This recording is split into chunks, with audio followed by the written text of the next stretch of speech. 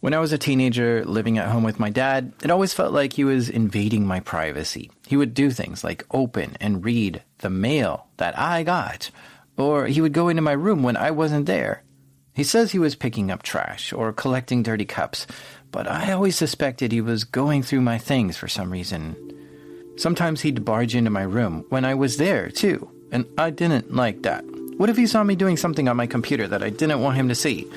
So I set up an early warning system so I would know when he was coming. I would sometimes put sheets of newspaper just outside my door. I'd arrange it in such a way that he'd have to step on it to get to my door, and the crinkle of the newspaper would tip me off that someone's coming. This worked for a while, especially just hearing him complain, there's newspaper all over the floor, what's going on out here? That way I would know he's coming in. But one day, he decided to be tricky. He wanted to come in my room, but didn't want to make noise with the newspaper. So, he came up to my door very slowly and quietly, and gently picked up the newspaper so that it didn't make a single crinkle noise. With the early warning system deactivated, he opened my door and came right in. But I was sitting in my bed, reading one of my school books. I was baffled that he didn't trip my alarm, and I asked, "Dad, how did you get in without the newspaper making noises?"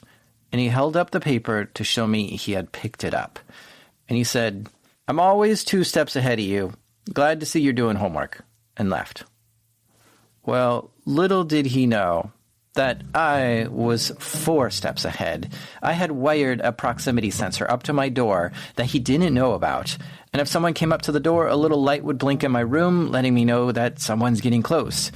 When he came up to get the newspaper, I saw the little light blink. I was playing games on my computer, and I turned the monitor off, grabbed a school book, and jumped in bed and acted like I was reading. This is what you have to do sometimes to catch someone in the act. 2 steps ahead isn't enough. Sometimes you need to be 4 steps ahead. These are true stories from the dark side of the internet. I'm Jack Rhysider. This is Darknet Diaries.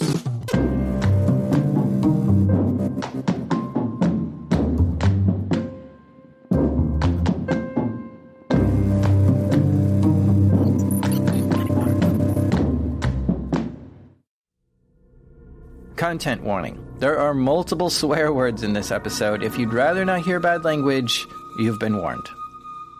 Okay, so you don't want your real name? No. Okay, so we'll just make up something, Frank or Tim or... I don't know. Let me go fucking do a random name generator. Let's see what that says. How about that? Yeah. We'll let the ether tell us what it should be. Let's call it Owl Stalker. Wait a minute. What kind of name generator are you? It's like a video game name Basically, generator? yeah, dude. Owl Stalker? Yeah, why the fuck not? All right, I tried to use that name, but I just can't bring myself to call him Owl Stalker this whole episode. So I'm just going to abbreviate his name to OS and call him Oz for short. You know, just from a background perspective of early days, I used to run around in the wares scene as a wares administrator and a rooter, and also a crypto encryption cracker for games and disks. So some of the largest groups that are out there. I was actually not only hosting for the 0-day drops of the wares scene, but also producing 0-day for the wares scene. The old wares scene in the 90s. Wares is short for softwares, but it specifically means pirated software. Wares groups would buy software, whether a video game or an app, and then crack it so that you wouldn't need a license or a serial key for it to run, and then distribute it for anyone to download and use free of charge. In the wares scene of the 90s, you could download pretty much any popular game or app without paying for it. Today, that's kind of gone away since apps and games require internet connections for them to run, but this was the 90s where internet wasn't that fast, and this was also a time before torrenting was a thing. So he was on IRC, the Internet Relay Chat, and was setting up servers to be the place to go when you wanted to download the pirated software. But he wasn't always distributing pirated software. When he got his first gateway computer, he wasn't sure what to do with it. But then a friend told him to check out IRC, where he can meet others. So he figured out how to get into chat rooms to see what was there. My nice baud modem decided to dial up. I pop on, and first 10 minutes that I'm in, I actually get popped. Had to rebuild my computer all the way from the ground up, and at that time it was all freaking disk to build the system, and I vowed to never let that happen again, and I was pissed. This is what started him down a tour of the dark side. He was already fascinated with what computers could do, and so when his computer got hit with a virus, it immediately fascinated him to want to know more. He started asking around about how something like this could happen, which led him eventually to these wares groups, which were doing illegal things. And so I went and learned and trained and taught myself actually how to program. Then I actually kind of just made a decision as I matured, and I saw some of the other big groups really starting to get taken down, like our peer groups in that ware scene starting to get really hit really hard. Several friends of mine that, I'd met through the years of being in that scene actually going to jail. And I was like, dude, I don't want that to be me. So he decided to go in a totally new direction in life. After being hunched over his PC for years, secluded in his bedroom, he straightened his back and went outside and started training. 1, 2, 3, 4, United States Marine Corps. 1, 2, 3, 4, United States Marine Corps. And I chose the Marine Corps specifically because as I shopped around, all the other branches had already built cybersecurity units and were already in the process of they were one step ahead of where the Marine Corps was. And so I said, you know what? I want to go in the Marine Corps specifically for this. I walked into a recruiting station and said, hey, are you guys doing stuff with computers to protect computers? It wasn't even cybersecurity, right? That didn't even have a name at that point. They were like, hey, look, we really don't have a whole lot of options here. We'll see how you test. I tested really high on the entry level and was guaranteed to go into the role that I played in the military, which was the cybersecurity side of the house, right? If I die in the combat zone, if I die in the combat zone, lock me up and ship me home. The Marine Corps boot camp is 13 weeks long, and it's brutal. By the time you're done, you'll be in the best shape of your life. There are no computers in boot camp. Instead, you're trained on how to be a killer. You learn to fight, you learn to use weapons, you learn to overcome fear and any obstacle that might be in your way. And I say all this because it reminds me of a very specific scene in the movie Full Metal Jacket. Toe jam. Sir, yes, sir. All 300 infantry. The movie follows Marines through boot camp and into the Vietnam War. Sir, yes, sir. All 300 infantry. And when they're finished with boot camp, that's when they're assigned their occupation. 1,800 engineers, you go out and find mines. Cowboy. Sir, yes, sir. All 300 infantry. Taylor. And then one guy stands out, Joker. Joker. Sir, yes, sir. 4212, basic military journalism.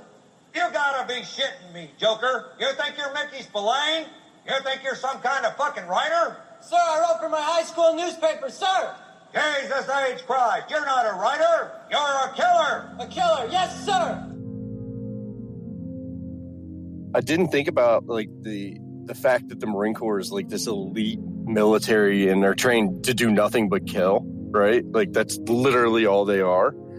I looked at it more as a means to an end to go get the hands-on experience, right, from the government and to really get trained up on government capabilities. And that's kind of how I looked at it. Then I hit boot camp and went, oh, fuck, what did I do?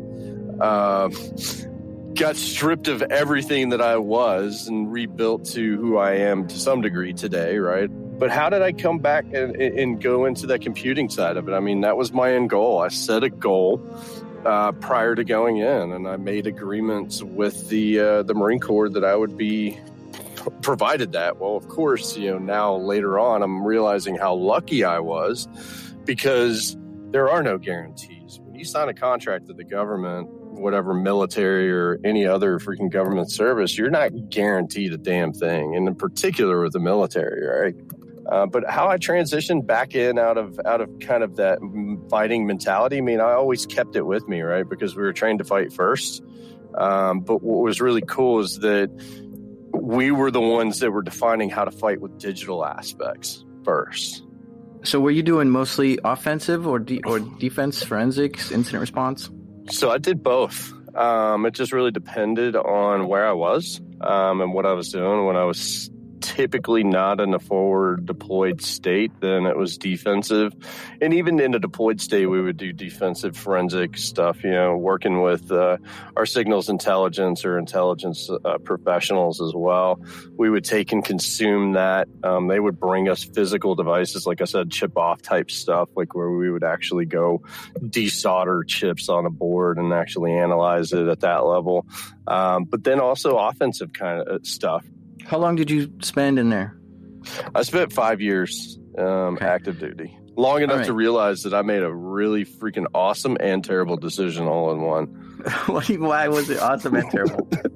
Well, it was awesome because I got to go do some really cool shit and learn a lot of really cool shit. And it sucked because, I mean, again, go talk to a Marine. You hate it while you're in and you love it while you're out, right? I mean, the life of a Marine is not, it's not an easy life, man. It's not at all. But this experience really did level up his understanding of computers, and specifically cybersecurity. So with this experience and know-how, he landed a job at a consulting company. They were doing forensics and other cybersecurity kind of stuff, right? And this is, early 2010s, right? Just to give perspective of time frame here.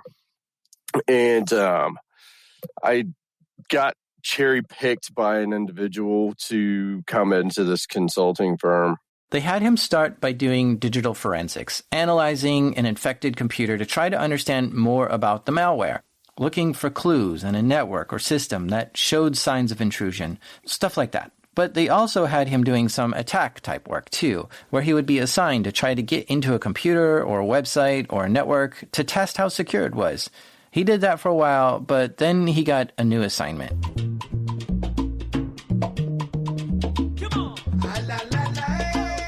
The government of Puerto Rico hired this consulting agency to come do some work. 18 degrees above the equator, at that sweet spot where the Atlantic embraces the Caribbean, is the island of Puerto Rico.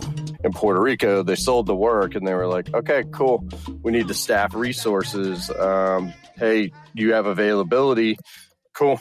Welcome to this project. And that's just kind of how it goes. Like in consulting firms, you get assigned to projects, right? It was sold to me as initially that we were going down there to do IT operational improvements. What he was told was that for this project, him and a team would go down, audit the network, evaluate it, and see if there were any areas to improve to make the network more secure. Okay, so you pack your bags, you head out. How long did you think you were going to be there? That's a hilarious question. I realistically thought that I was only going to be there for maybe 2 to 3 weeks, tops, right? We're going to come in, evaluate their technical capabilities and look at okay, cool. You got this 1970s IBM mainframe. You might want to update that, right? Little did he know he would be staying there much longer than a few weeks. He arrives in Puerto Rico and all goes as planned for a while. He sees what's there and there are areas for them to improve the network to make it easier to maintain, get work done, and be more secure. So he's writing up all his findings and giving them suggestions on how to improve. Then the next thing I know, we're in the middle of a meeting with the governor of Puerto Rico. And he's like, I love the work that you guys have going on and that you've done for us. I have a problem. And he goes, we are losing millions and millions of dollars a month through the lottery of Puerto Rico. And we don't know how. Now, to begin with, the governor of Puerto Rico is the highest person who has executive authority there. So the fact that they got to meet with the governor was pretty interesting. But this is a unique challenge, huh? To help figure out how they are losing millions of dollars through their state lottery? Oz was intrigued by this problem, but he wasn't sure where to start. He had to learn and get familiar with how the lottery system worked. The lottery had weekly drawings. The drawings themselves were physically done, live on TV, not electronic like how some lotteries are. A bunch of balls go into a drum, and then they draw one ball out at a time, showing the camera, and that's how the winning numbers are announced. People would buy lottery tickets at special places that sold them, and if your numbers match the numbers drawn, you win money. You don't have to match all the balls, though. Even a partial match, like if your ticket contained 3 out of the 5 numbers, you also won. And this Puerto Rico lottery is a big deal. It's been running since 1934 and is ran by the Department of Treasury. Of course, a lottery is set up to generate revenue for the government, since the amount of the payoffs is never more than the amount of money generated through ticket sales. But in this case, the payouts were more than the ticket sales. A lot more. Millions of dollars were being lost in the lottery. We regrouped as a team and said, hey, let's think through this. What are all the possible reasons behind it? Maybe systems aren't just communicating and updating fast enough because the network connectivity between, building A and building B is absolutely horrible. Maybe some clerical error in their systems, we're talking, as we started to do our IT analysis, they were still running like Windows 95 on some systems in the early 2010s, right?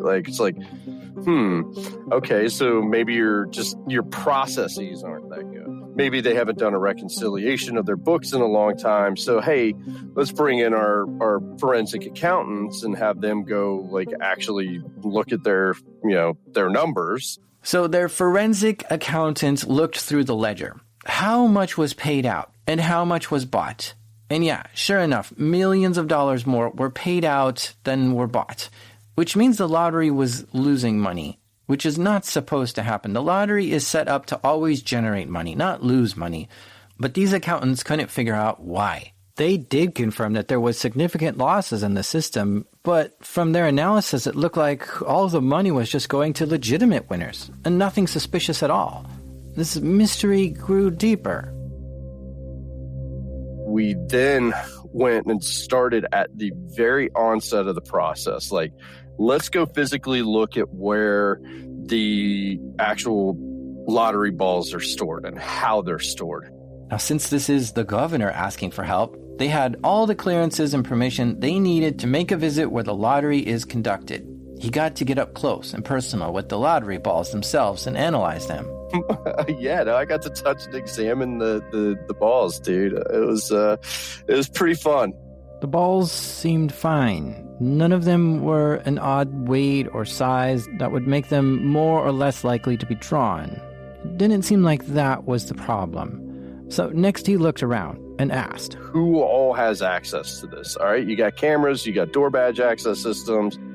He was given the names of everyone who had access to the lottery equipment. Controls seemed to be properly in place. Only a few people had access to the balls and drawing room. Then we start down the process of, okay, so day of or day before, what's your process? Do you have a reconciliation? Yep, all of these balls get moved, these racks of lottery balls get moved over and get staged. They get counted again, they get allocated, they get signed off on.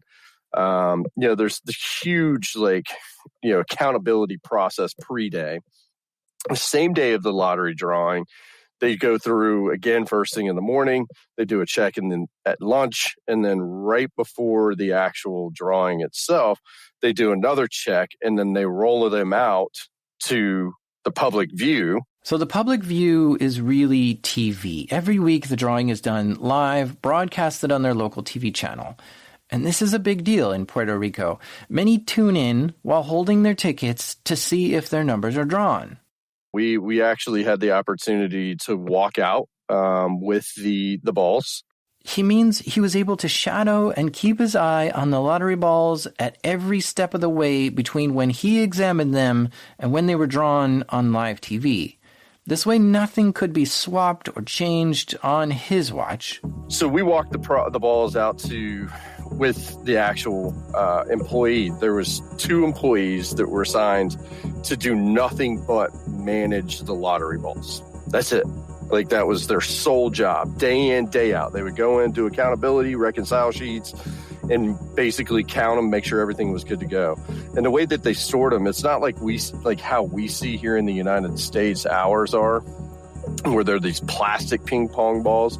These are like little plastic kind of beads that they're a little bigger than a bead, but they have a hole through the middle of them, and they're stored instead of a plastic like container with locks on them. They're stored. They slide the beads down a metal rod, and each like rod held a certain number of lottery balls, and they would lock each one of those. So it was like this gigantic wooden box with like 10 rows of these lottery balls in it with 10 locks on the front of it, right? So they're, rudimentary but tamper-proof, to some degree. But they had full like accountability day in and day out of it, and even more heightened on the day of drawing. They had full accountability of the physical asset, the lottery balls themselves. And once they would actually go through, they would dump them into the hopper, and then it would actually do the hopper draw. It would actually roll a ball down, and there was a panel of employees for the Lottery of Puerto Rico that sat up front. That ball, when it came out, they started from left to right.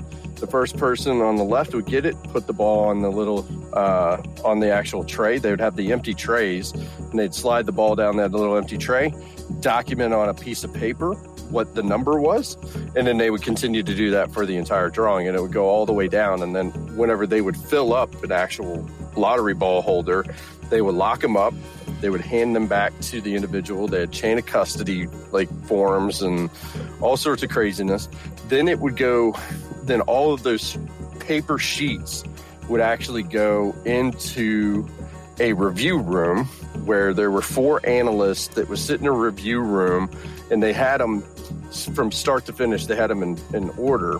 And so they would watch a video and pair up how the balls were inside of the actual metallic rack and validate that, yes, that's correct. That's the correct ball. That's the correct drawing number, et cetera, et cetera, et cetera, right? And then what that would get input into the computing system for the Lottery of Puerto Rico. And what would happen is that would go back into a database, and that database would then be shared with the government of Puerto Rico's printing group, and they would go do a print run of all of the winning numbers in the newspaper. And then they would also take and actually do on the news that night a live notification. It's published live, like the Puerto Rican lottery. You can watch it locally in national TV live, but then they do a recap on the news like we do here in the United States to some degree. So the physical security process was fully sound. Like, just there was nothing that we could find that was amiss. Like, it was like, okay, they've got accountability all the way through when they're printing the numbers. Like, we even validated the numbers, right? We're like, yeah, it's right in the paper. Yep, it's right on the news. So after analyzing the system, they felt like the physical security of the balls and drawing process was fair and secure. Their next step was for them to follow the numbers. Once the officials recorded the winning numbers, where do they go next? Well, another government department handled the next part. See, there was one department in charge of the drawing, and then there was another department in charge of the payouts. So they went to the payouts department, and they found the systems where the winning numbers were entered. They confirmed that the winning numbers did in fact match up with what was actually drawn. Next, there is a database that gets updated. The database has a list of every single lottery ticket purchased and what numbers that ticket had. The database takes the winning numbers and updates all the tickets in the database to indicate if the ticket is a winner and how much should be paid out. They go and meet with the team that manages this database. The database administrator goes, who are you and why are you here? Who's authorized you to be in here to audit me? I know how to do my job. Leave me alone. And really was like standoffish. And I'm like, that's a little odd, right? That is a little odd. But when I was the admin of firewalls for a company, I was very protective of them myself. I too would ask for credentials of anyone asking to see what's inside, just to make sure. So maybe this is fine. So at that point, we're like, okay, we got to look at the database system itself. So it's a DB2 database. And I'm like, all right, that's a pretty sound, solid financial database. I mean, companies today still use it. Highly transactional, makes sense. Go through, look at the security configurations and settings. I didn't know enough about it, so we hired a professional to come in that was specifically a DB2 database administrator. And he looks at it and he's like, dude, everything looks sound and solid. The database administrator checked a few things. First, seeing who has access, and it was everyone who is supposed to have access. Just the IT team who is responsible for maintaining it. Nobody else. Next, he looked at the logic of how the database gets updated, but that was fine. The tickets that should have been winners were updated properly, and the tickets that were losers were shown to not pay out anything. So this database looked fine. Next, he went down to where people were buying lottery tickets and getting paid for their winnings. We audited that process where individuals would go like cash in their lottery tickets. We went and audited several of those stations on the island because there were specific locations. It's not like you could go to any gas station. They had very specific setup locations where you could go cash in your lottery ticket for winnings. This too all looked just fine. Nothing strange or unusual here either. So him and the team looked again to see how much money was missing from the lottery while they had watched the whole thing take place. And something strange happened. The lottery showed no losses for the weeks that they were there investigating this and shadowing people and auditing the payout stations and analyzing the databases. That's odd. But that's a clue in itself. That's why we kind of saw a slow trickle when we first got to the island and were inside. Like, really, what we identified that the hard stop was when we went and actually had the interview and sat with the database team. That was the same database team that was questioning him for being there. So his hunch was that if this stopped happening once he started poking his nose in things, then he thinks this might be an insider. And so we take this all back to the governor and we're like, man, the only thing that this is pointing to, you've got an insider somewhere. And we don't know what it is. It's on the digital element. And the governor of Puerto Rico looks at me and the team and goes, I know you're here for security elements. Go do whatever you have to do to figure this out. You are indemnified of anything of any digital crime or physical crime on the island to figure out how the hell I'm losing this money. I said, can I get that in writing? And he said, absolutely. So to this date, I own a indemnification of committing any crime on the island of Puerto Rico, which is pretty cool, right? Like, I'm like, hey, fuck yeah. Now, by this point, he's been there for over a month trying to figure this out. So while he thought he was only going to be there a few weeks, he's now flying into the island every week and flying back home on the weekends. But now he suspects someone inside the lottery is doing something sneaky. But who? Stay with us, because after the break, he goes 4 steps ahead.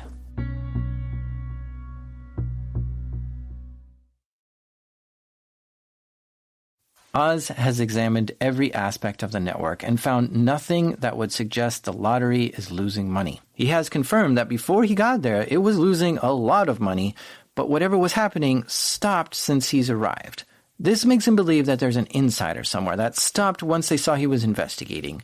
But now the governor of Puerto Rico, the highest executive position on the island, has granted him full indemnity and that he may investigate this however he wants, even if it requires breaking the law to do it. Absolutely. That's why they gave me indemnity, because I've... And you were referring to, like, can I break into a network? Like, can I break into a building?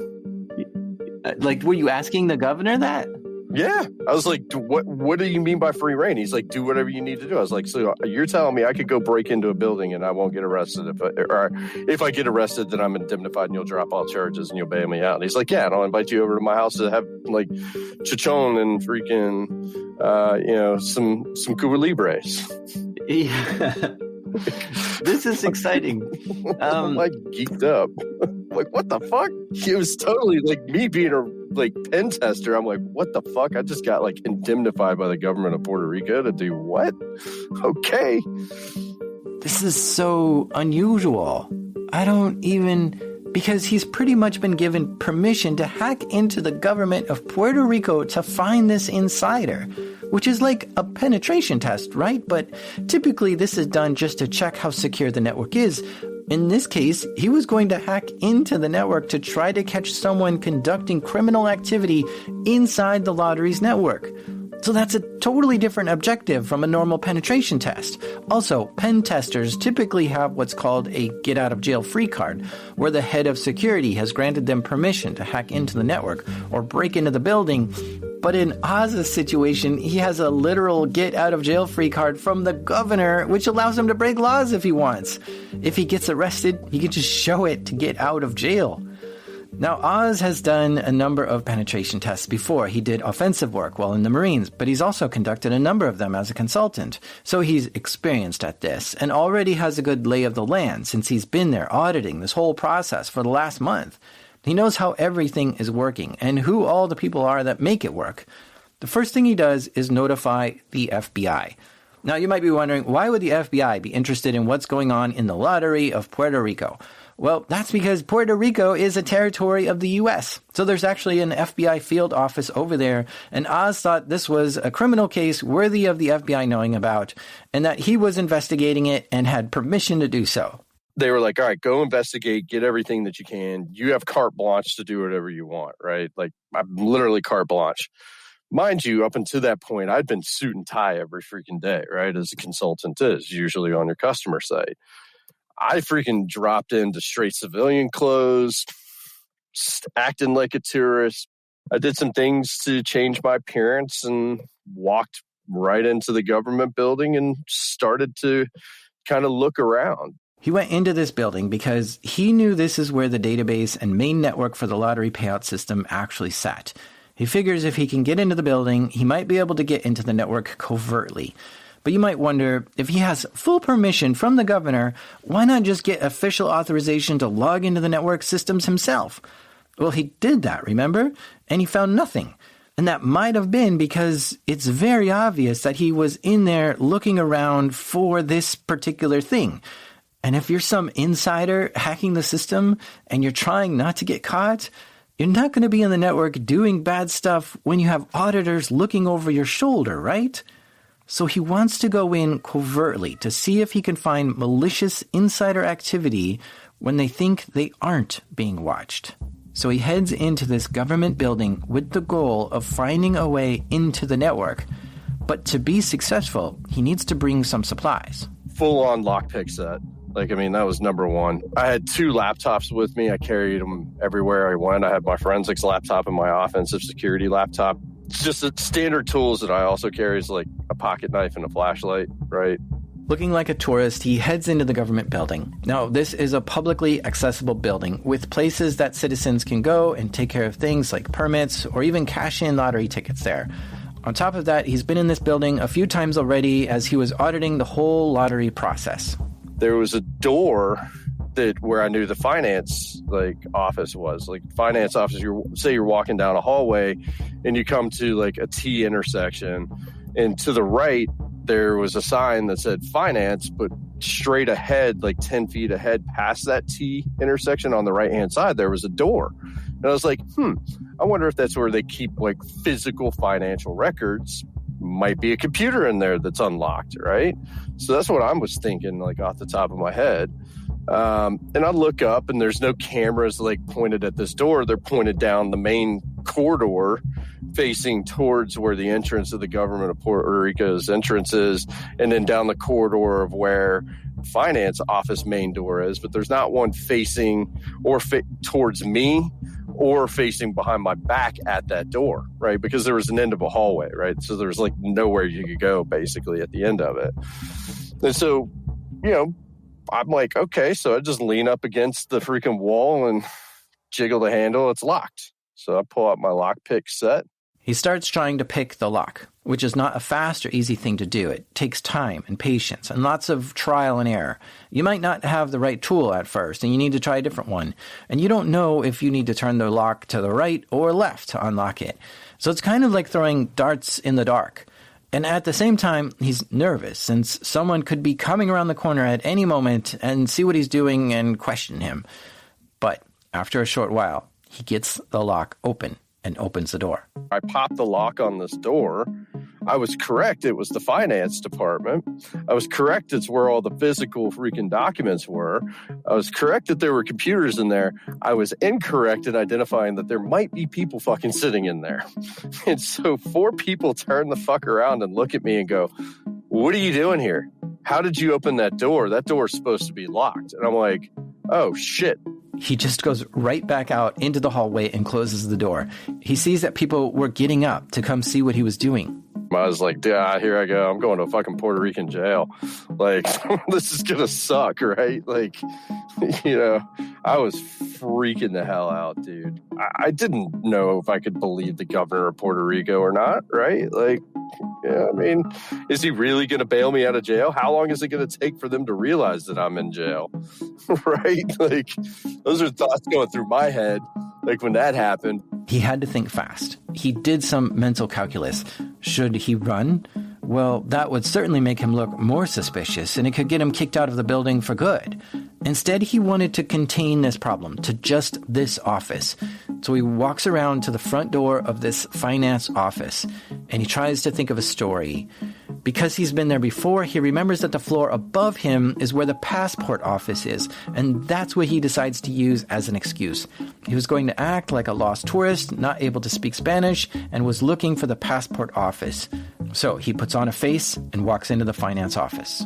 And I'm like, "Hey, I was told to come here because this is the passport office." And so the director of finance for the entire government of Puerto Rico was one of the guys that was sitting in the back, right? And he walks out and he's like, "That door was not unlocked." I was like, "It was. I just pushed on it. Like, I don't know. Sorry, sir. I'm really, like, I lost my passport. I'm trying to go to Cuba because at the time you could fly from Puerto Rico to Cuba. You couldn't fly direct from the United States to Cuba, but you could fly to Puerto Rico and then fly from Puerto Rico to Cuba as a United States citizen, right?" And so this director of finance was like, give me the side eye, but he's like, "Yeah, follow me."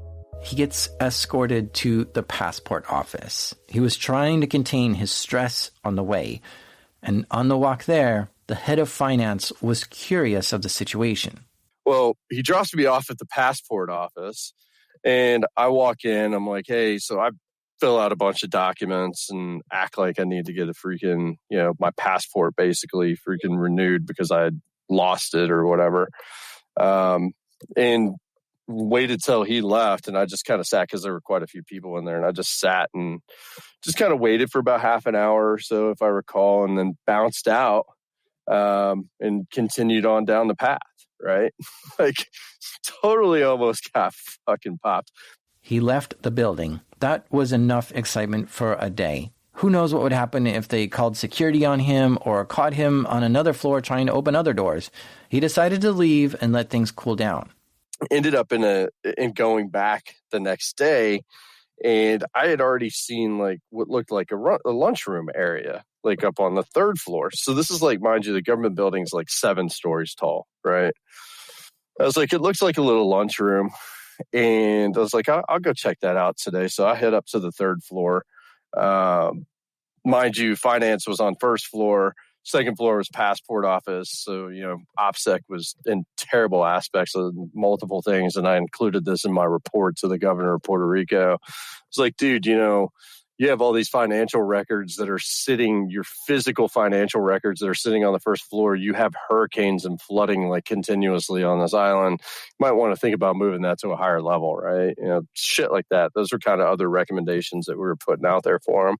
He gets up to the lunchroom area, then walks around the hallways near there. He sees another door and tries to guess what's inside it. He puts his ear up to the door. No noises are coming from inside. There are no windows to see in either. He walks around the halls, no signs as to what this office might be, and it's not connected to any others. It's sort of a secluded office with no signage. He pulls out his lockpicks and starts working on the lock. After a few minutes, he gets it open and looks inside.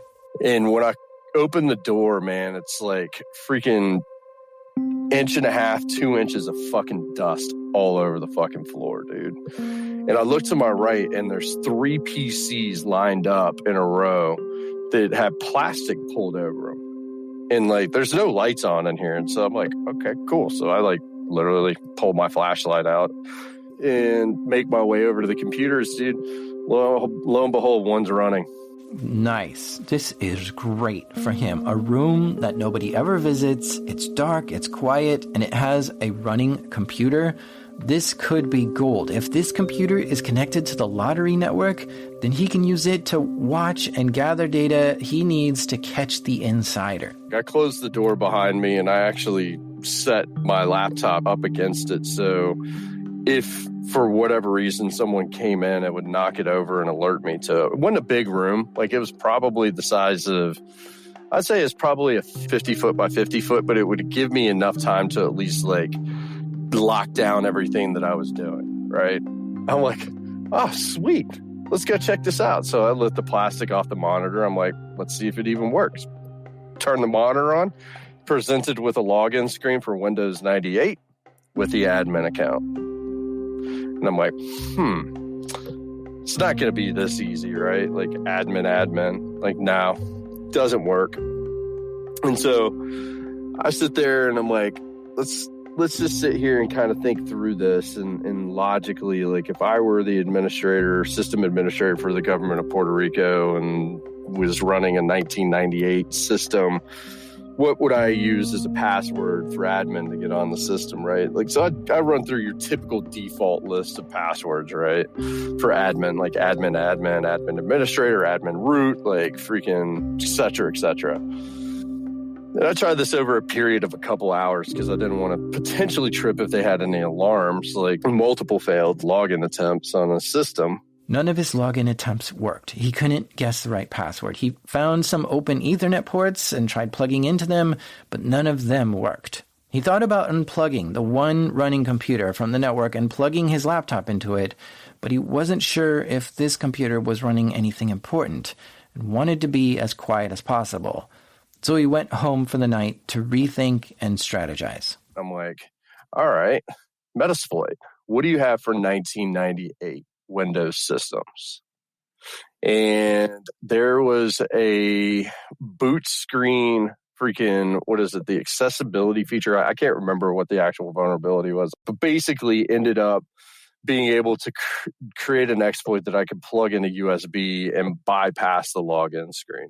Okay, so Metasploit is a really cool toolkit with lots of exploits and vulnerabilities that are all prepackaged and ready for you to just hack into things.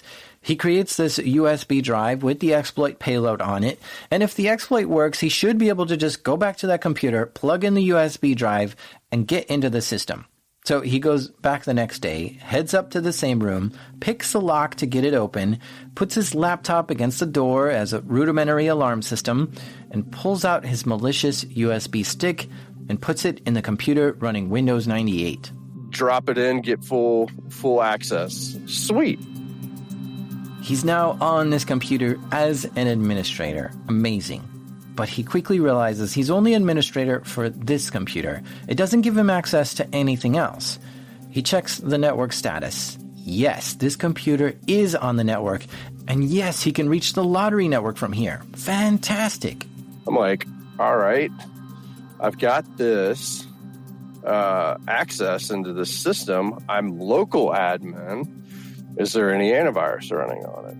It didn't flag for my exploit to come on, so that's kind of cool. No local antivirus on the system, connected to the network. So I'm like, all right, so I have a couple options here. I can either unplug and hope that they're not doing freaking 802.11x, like NIC-based freaking security, or if they're doing MAC address filtering security, and et cetera, et cetera. I start thinking through, like, what are my options here? Do I install tools locally on this system, or do I unplug the NIC from the system and then jack in with my pen testing laptop? Well, in the meantime, I'm like, all right, well, I have local admin. Let me go ahead and dump the credential files. When you have users on a computer, their username and password hash is stored somewhere on that computer. And when you're administrator, you can see the password hash. Now, the password hash isn't the password. It's the result of the password when it's passed through an algorithm. And it looks like scrambled letters. So he grabs this hash file to try to crack the passwords on this computer. Because with the USB exploit he used, he just bypassed the login process. He didn't actually use a password to get in. So he thinks if he can crack the password on this computer, then he can try using this username and password to get into other computers on the network. So I drop that to my thumb drive, pull that off, throw that into my pen test laptop. He then runs a tool called John the Ripper to try hundreds of thousands of passwords to see if they match the hash. The program can try hundreds of passwords per second or more, depending on how fast the computer is. So he knows this will take a while and just lets it run. And so I'm like, you know what? Fuck it. Like, they haven't been aware that the system's online. They're not going to know if it goes offline. So I unplug. He only unplugged the network cable, not the power cable. And actually leave it unplugged overnight just to see what happened, right? So I leave the room. I leave it unplugged overnight. Go and build another thumb drive that has a bunch of tools on it, like Nmap and freaking man-in-the-middle tools. But basically, I build my tool suite onto a thumb drive that I can take and actually just run off of my thumb drive instead of installing directly onto the system, right? With all kinds of extra tools, he heads back the next day, goes up to the floor, picks the lock, gets back in, sets the laptop against the door, and goes back to the computer. He plugs the computer back into the network port, and all is fine. So he plugs in the USB drive and starts to run one of these tools he brought. And so I actually enumerate the network. This is the typical first thing a pen tester does to get a lay of the land. Enumerating the network is basically getting a map of what's out there. You can ask certain systems what other computers do they know about, and they'll be happy to tell you. Nmap scans are also common, which can scan a whole range of IP addresses inside the network to see if anything responds. I knew the IP address ranges for the IT systems over in the lottery, so I was like, well, let me see if I can ping those IP addresses and see, how this network looks. And it was like, basically looked flat, right? I like to think of a flat network like an empty hull of a ship. If it's just one big open space in the hull and there's a hole in the hull, the entire hull can fill up with water. So a good idea is to segment your network so that if someone gets into one part of your network, they are completely blocked off from getting into other parts. So what he found is this long-forgotten computer not only was connected to the network, but it could reach every part of the network since nothing was blocking it. This was fantastic for Oz, who wanted to find a way into the systems he thought were suspect. But now it's closing in on the end of the third day. He's thinking it's starting to get risky if he has to come back here every day and pick a lock and sneak in. So he sets up a reverse shell to this computer. This allows him to go back to the hotel, and from there he can remotely connect into this computer and use it as if he's sitting right in front of it. So he goes back to the hotel and looks at the scans that he was doing on the lottery's IP range.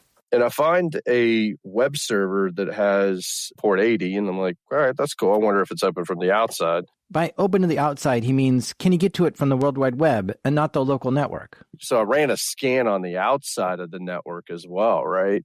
And again, fortunately for us, we had already been given like the IP addresses for the entirety of not just the lottery, but the government of Puerto Rico, because as we were talking with them, we're like, look, maybe someone compromised them from the outside and you're getting money siphoned off, right? Like, maybe that's a possibility. So we asked them, they provided. And so I run port scan against the outside, find the web server that enumerates at the same version of Drupal that I had. I go through the Metasploit table. There's an exploit, remote code execution exploit for it, and it's running on a Linux system. So when trying to exploit a system and get unauthorized access to it, the more you know about it, the better. A scan might show you what kind of server is running, what kind of web framework is on that. In this case, Drupal was the web framework and the operating system was Linux. On top of that, you might get versions of what software is on that system. And if you know what version it's running, you can go look to see if that version has any known vulnerabilities that you can exploit. Oz found a vulnerability for that version of Drupal and tried to exploit it from the outside.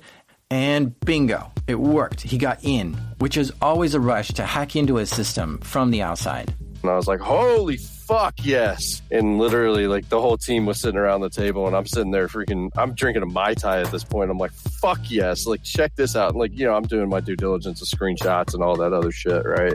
And they're like, are you fucking serious? I'm like, yeah. And so, like, I do general commands to show, like, who am I, like, and it shows, like, root. Yeah, and then I actually do like freaking a dump of basically the file structure and freaking show that it's actually a Puerto Rican web server, right? Not just some random ass server, dude. Start pinging internal IP addresses that they had already grabbed forensic images off of as well, too. And they're like, holy shit. And they're like, yeah, from the hotel Wi-Fi, bro. What's up? Excellent. He's now in a system inside the lottery's network. And from here, he's able to get into other computers and route traffic to this Linux server so he can capture and analyze the traffic in the network. This is the man-in-the-middle attack that he was wanting to do. It's kind of like a wiretap, but for network traffic. So once he's got all this set up, he watches the traffic day in and day out. Basically, this is, we're about, month 3 1/4 at this point. So what we did is we actually started laying low once I actually had popped everything, right, and had access and just started monitoring. We are sitting kind of just at the hotel monitoring. I'm chilling, hanging out. And we know that the drawing goes. We know that the actual input goes and at the night of the drawing, but doesn't start the payouts till the morning. We see a login from one of the database individual systems into the mainframe, which was abnormal, right? To see that. And then at that point, we said, okay, we need to go basically get on this mainframe, right? And so the governor of Puerto Rico forced the CIO to give us physical access into that mainframe. And they basically pulled the CIO from his job and placed him on temporary leave, right? And we have administrative access on this mainframe, this IBM mainframe where the databases is running, and we put some monitoring tools on and just started monitoring. They were able to watch the logs of the database. Who logs in? What changes do they make? What data is being updated? With a database like this, there are tons of changes. So when someone comes to cash in their winning lottery ticket, they take it to a place where they can cash it, and the clerk scans the ticket. And at that point, the scanner will check the database to see if it's a winning ticket or not. So already the database has a read operation that would show the logs. Then the database tells the clerk, this is a winning ticket, you should pay this amount. And when the clerk pays it, it updates the database to indicate this ticket has been paid and it shouldn't be cashed out again. So every lottery ticket that gets paid, there's an update to the database, which means there's a lot of logs that he's got to sift through to try to find anything unusual. So he's watching these transactions happen all day, every day. A clerk scans a winning lottery ticket, it's a winner and should be paid out for $1, and the clerk pays out the $1. Nothing odd there.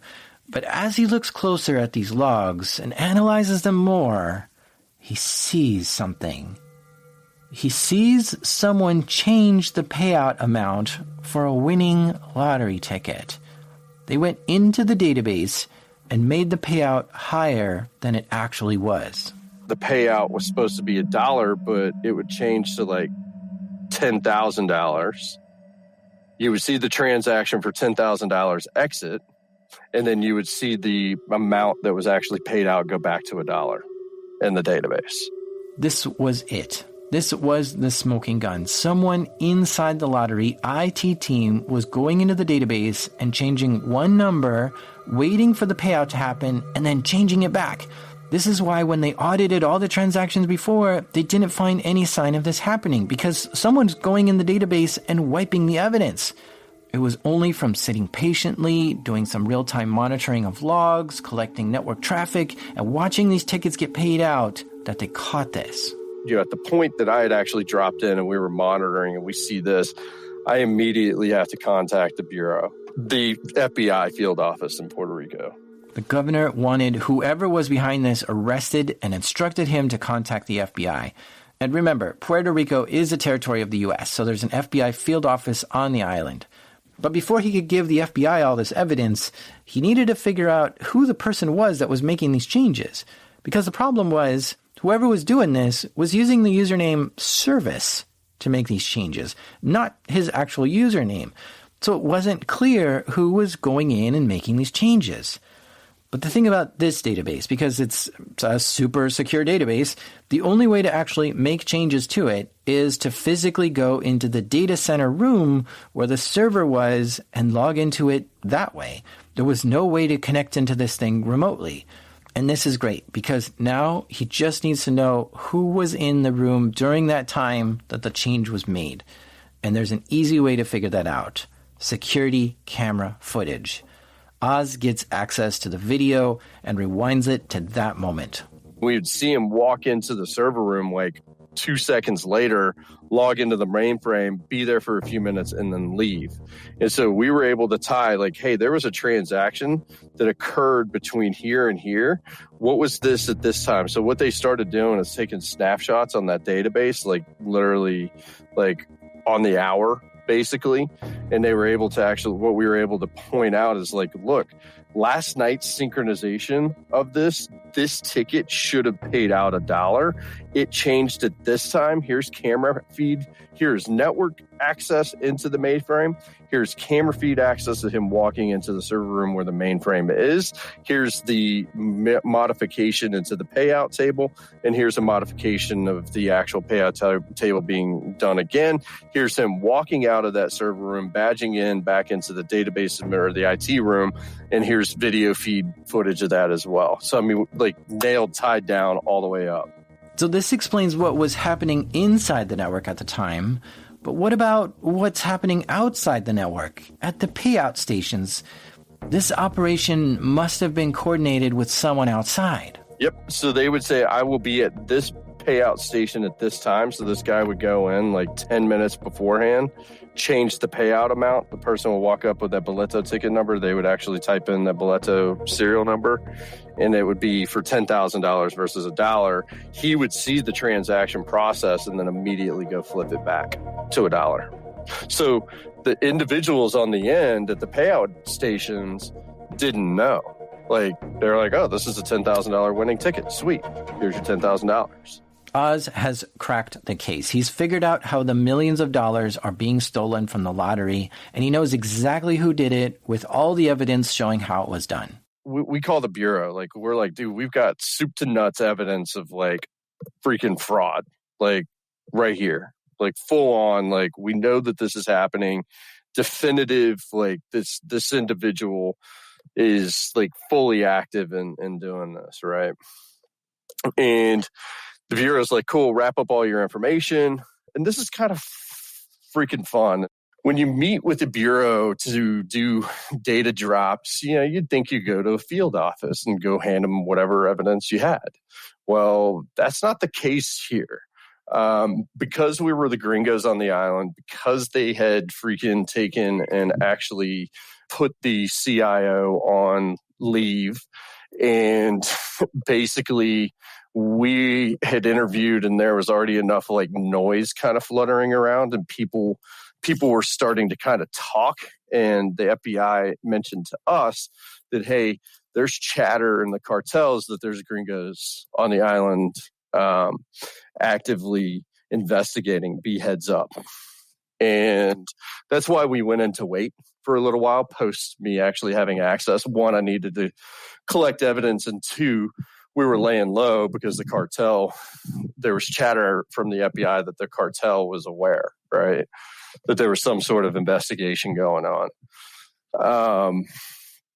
But once we actually So this is the fun part, though. Again, what I was trying to say is that, you would think that it'd be a field office that you'd go walk this data into. Well, no, here I'm a gringo in freaking Puerto Rico, right?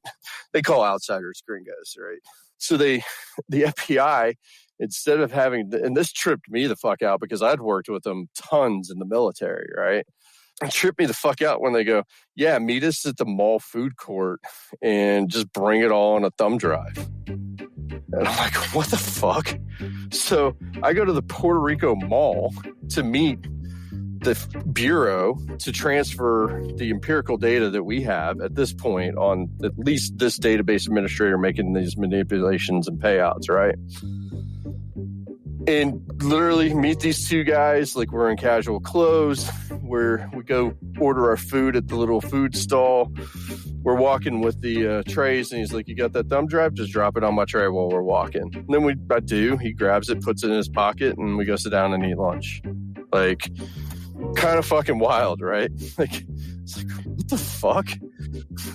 Supposedly, the reason for this is safety and security. There are drug cartels on the island, and the FBI knows that the cartels are watching the FBI field office very closely and knows everyone who comes in and out. Since Oz was already being talked about by the cartel, they didn't want to tip off anyone that Oz might have found something and was meeting with the FBI.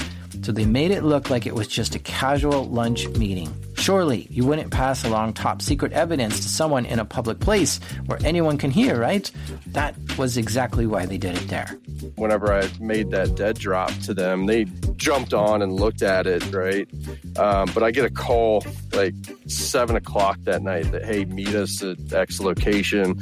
We want to debrief, basically, of what's on here, and kind of walk us through, like I'm talking to you right now, on the details of what's happened. And I had my significant other actually traveling into town that was supposed to be there at like 9. I didn't get out of my debrief until like freaking almost midnight and missed picking my significant other up at the airport. They were standing at the airport in the dark with the lights off, and I wasn't able to leave because I'm doing a debrief to the FBI. And I tell them, like, hey, my significant other is over at the airport. Would y'all mind going and picking them up? And they go, sure. So they, like, drive by. But the FBI didn't pick anyone up. They just drove by and said they didn't see anyone and left. So by the time the debrief was over, Oz calls his significant other to see what was going on. My significant other is just fucking furious, bro. Like, just absolutely beyond pissed off, right? And here I am. I can't explain shit to them. The reason why he can't explain this is because it's a classified case. He can't explain that he was with the FBI the whole time. Because what if the cartels are tapping his phone or something, right? So all Oz could do is just make up a story. I'm so sorry. I fell asleep. But of course, that wasn't the case. He just couldn't explain, at least not here, not now. But he returns back to his hotel and stays on the island a little longer to assist the FBI. And they basically put us on monitored custody, right? Like, they were following us everywhere we went. He kept meeting with the FBI to provide more evidence and information that he had access to that might help the case. The Bureau, like, kind of took over most of the investigation. We had some limited support to them as more ancillary and informational, just to fill in gaps that they weren't able to pick up out of what we had provided and whatnot. The FBI was uncovering evidence that the names Oz had provided were linked to a cartel on the island. Basically an illegal drug smuggling group. The FBI somehow found a cartel member with lottery tickets and confiscated the tickets from him. They call the lottery tickets boletas there, and so the FBI was curious. What if they try to cash in these boletas? So they get someone to go undercover into a payout station and hand them one of these boletas that was from a cartel member. The payout clerk looks at the serial number on the ticket and back at the undercover agent and doesn't even try to cash the ticket.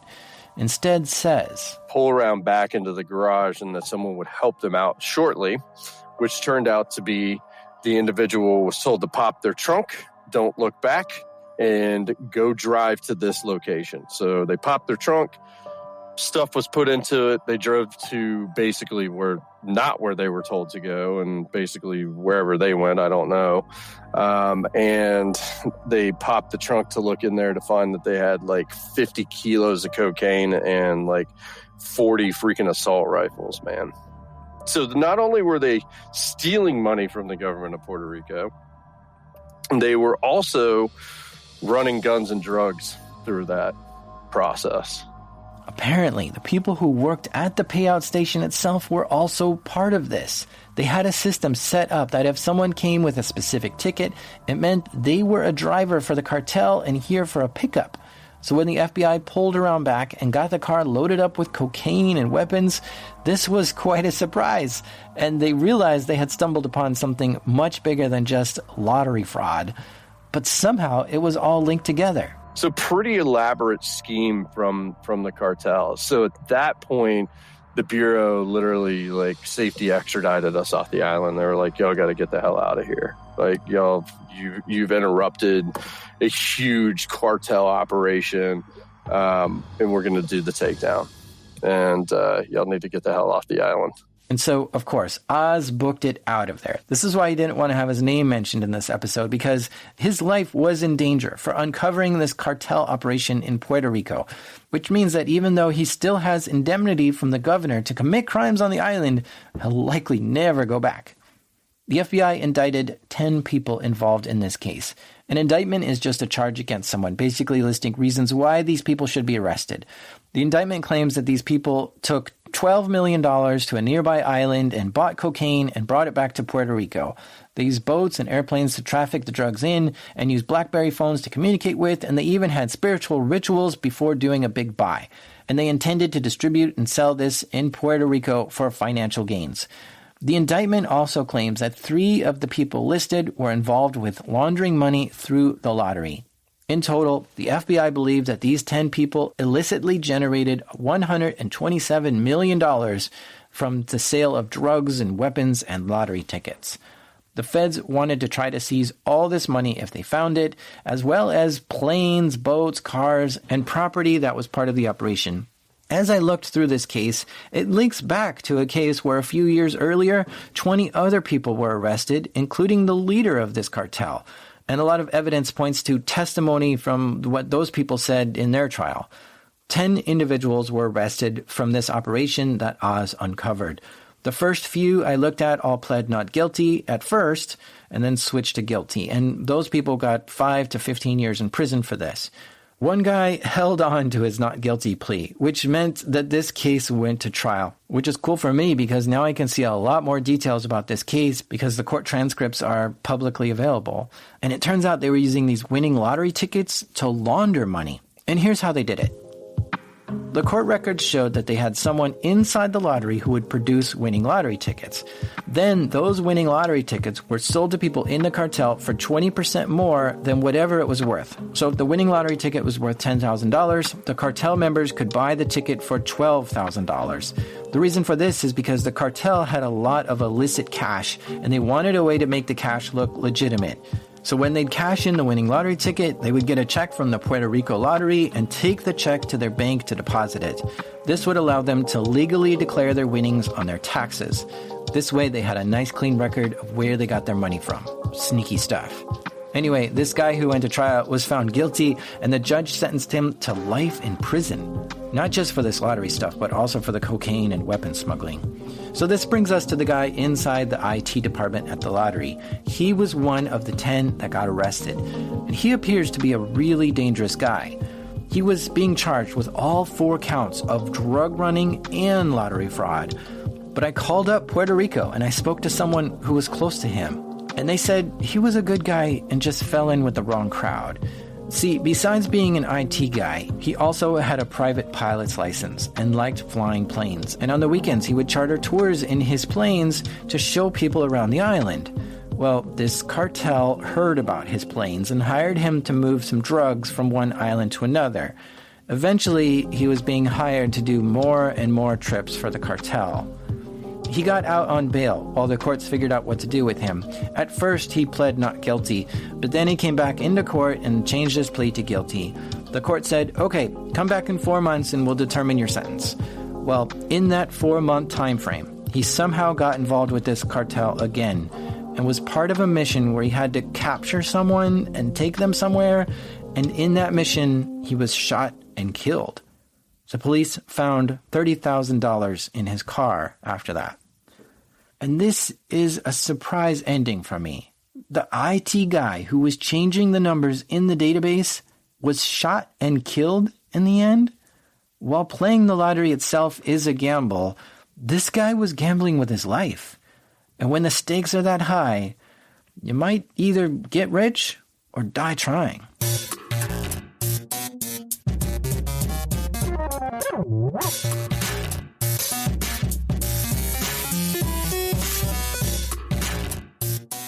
A big thank you to Owl Stalker, Oz, for sharing this story with us. He's been sitting on this one for a while, not telling anyone this whole story, and I'm thrilled to be sharing it with you, which is like the first time the story's ever been told publicly. If you like stories like this, if you think they're valuable, please consider supporting the show. I'm an independent creator, and I can focus on this full-time through listener support. And if you donate to the show, you'll get bonus episodes and an ad-free version of the show. So please visit patreon.com/Darknet Diaries and consider supporting the show. Thank you. This show is made by me, El Lince Oscuro, Jack Rhysider. Sound design and original music was created by the Lobo Loco, Andrew Merriweather. Editing help this episode by the Siempre Lista, Damien. And our theme music is done by the Melodica Breakmaster Cylinder. Hey, what do you call two monkeys that share one Amazon account? Prime mates. This is Darknet Diaries.